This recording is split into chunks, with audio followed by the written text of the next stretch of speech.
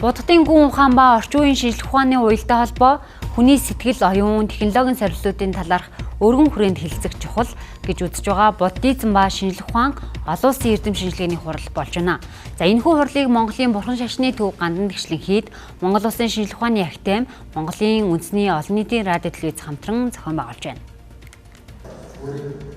Нийгэм үнэт зүйлсийг зөвхөн материалын байдлаар харж нийтийн ухамсар унаж байгааг олон нийт хэлдэг. Нийгмийн сүлжээнд хүмүүсийн эрүүл биш авир, нийгмийг цочроосон гэмт хэрэгүүд үүний жишээ болсоор байна. Тэгвэл нийтийн ухамсарыг дээшлүүлэх, бурхан шашны инэрэн нэгүүлсэх сэтгэлийг нийтэд дадуулах чухал шаардлага байгааг хурлын үеэр онцолж байлаа. Хамгийн их орхигдсон зүйл маань энэ 70 жилийн дотор бол бурхны шашны тэр танин мэдхүү, бурхны шашны ёс суртахуун. Энэ өөрөө бурхны шашны хамгийн цөм сургаал нь. Тэгэхээр хамгийн цөм сургаалыг нэлээ гээж орхиж байсныг эргээд авч хэлцэж байгаа нь бол үнэн л дээ, тийм ээ. Бурхны шашин гэдэг маань жишээлбэл Буддийн гүн ухаан гэж байт юм байна. ертөнцийг үзэл гэж байна. Танин мэдхүн арга зүй гэж байна. Энд чинь шууд итэг гэж хэлдэг юм байна.